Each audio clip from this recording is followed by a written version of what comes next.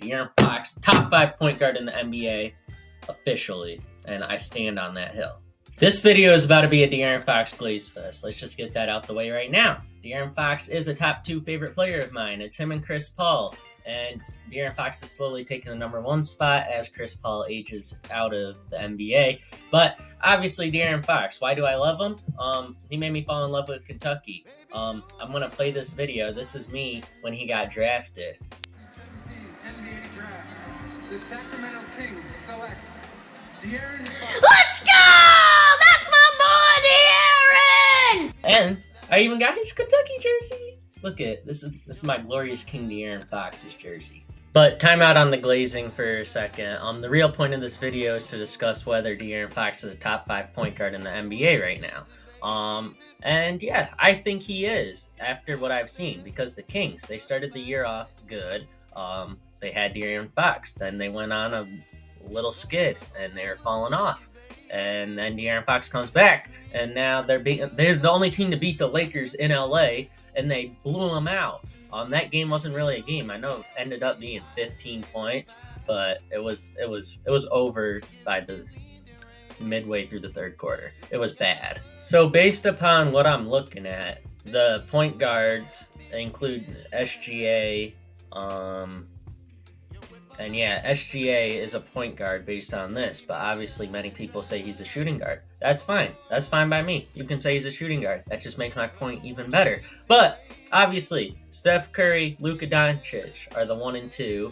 Then you got SGA and Dame at 3 and 4. And then it's wide open for the 5th spot. Obviously, there's 5 point guards, though, that you got to look at when you talk about point guards for the 5th spot. Because the top 4, we all know the top 4. But then you look at De'Aaron Fox, Tyrese Halliburton, Trae Young, Jalen Brunson, I guess. LaMelo Ball's been good this year. Jamal Murray's in that conversation. Who else? But yeah, y'all get the picture. While I was editing the video, I realized when I was talking about the other players that could fit in the 5th spot, I forgot to mention Ja Morant. Ja Morant is the player that I think is 5 and 6 with De'Aaron Fox. Obviously, Ja Morant's not playing right now, so that's why he wasn't included with what I just said, and that's why I forgot about him. But if he comes back and the Grizzlies are good, obviously, De'Aaron Fox could be top 6, not top 5. But honestly, I think De'Aaron Fox is better than Ja Morant as of right now. But in my eyes, De'Aaron Fox has to be top 5 because he's the one that has the greatest impact on winning right now. Like, the Kings suck without him. And let's check his stats. Let's bring his stats up. De'Aaron Fox stats. All right. First game of the year, they played Utah. Blew him out. Whatever. He had 18 points. That's fine. And then against the Warriors, that he had 39 points, 4 rebounds, and 4 assists. He cooked them. Then against the Lakers at home, he had 37 points and 8 assists and 4 rebounds, and he got hurt in that game. And then he was away from the team. They played the Warriors, Rockets, Trailblazers, Thunder. Then he comes back against the Cavs. He has 28 points, 6 assists. Then last night against the Lakers, he had 28 points, 5 assists, 5 rebounds. And the dynamic of this team with him, it's not about his stats, so to say. It's about how the team plays with him. Since I know Kevin Huerter and Sabonis were starting to get it going while he was hurt, but if you look at it closely, like, they play so much better when Fox is there because he instills confidence in his team. He does everything a point guard needs to do. Like, you look at Steph Curry, he makes the team flourish around him. At least he did in his prime. Now his team is terrible around him at times, but he made the team better. He made Klay Thompson a lot better. He made Draymond Green a lot better. He made Andrew Wiggins a lot better for a little bit.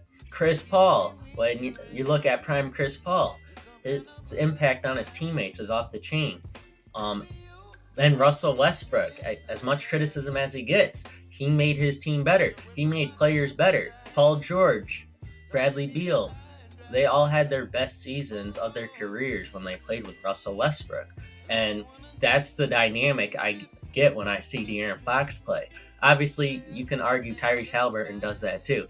Or, this is my thoughts on that. Tyrese Halliburton has a lot of assists, phenomenal playmaker, but he also has guys that can hit shots around him. It's the same case for De'Aaron Fox, but De'Aaron Fox can play off the ball. He can play on the ball. Like, De'Aaron Fox has so much more to his game than a lot of these other players. Like Trae Young. Trae Young cannot play without the basketball in his hand. I think DeJounte Murray is a better basketball player than Trae Young, if you think about it logistically. But that's not the point of this video. But Trae Young's game is one-dimensional. De'Aaron Fox has so many dimensions to his game. Yeah, I had to add in another thing I'll edit in the video. But Trae Young, Tyrese Halliburton, yes, they have high assist numbers. But I think if De'Aaron Fox had the same usage rate and had to be predominantly on the ball as much as those two, I think his assist numbers would be the same. Because I do think De'Aaron Fox has the same playmaking ability as those two. He just doesn't have the assists to back that up. And it's fine. It just shows that De'Aaron Fox is way more versatile than those two players. But the biggest thing I look at with De'Aaron Fox is what he does in the fourth quarter. Obviously, he won the Clutch Player of the Year last year. It's because he's clutch. He goes off in the fourth quarter.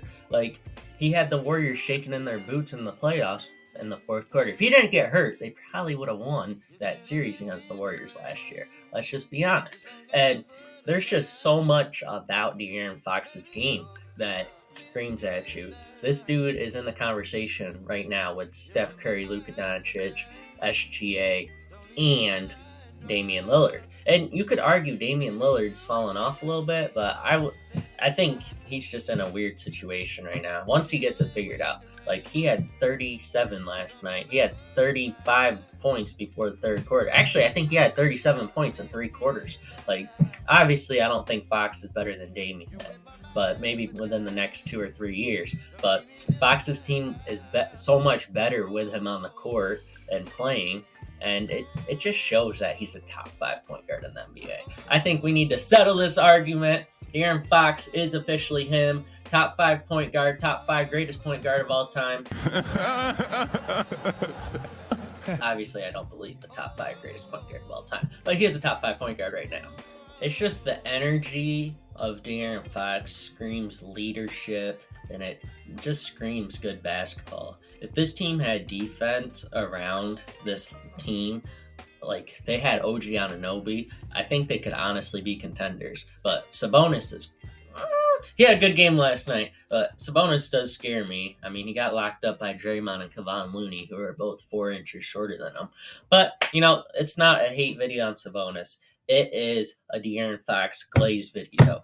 De'Aaron Fox, top 5 point guard in the NBA, officially, and I stand on that hill. I'm interested to hear what y'all think about De'Aaron Fox being a top 5 point guard. Obviously, there's no official top 5, but I am curious. Obviously, I'm very biased towards De'Aaron Fox, so obviously I have to put him in my top 5. But let me know if he's in yours, and if not, who is in your top 5. I post my weekly NBA Power Rankings every Monday night. Here's last week's, which is week 3. It's right here. And don't forget to subscribe and turn on post notifications so you don't miss the future videos for that. Have a good one. Bye.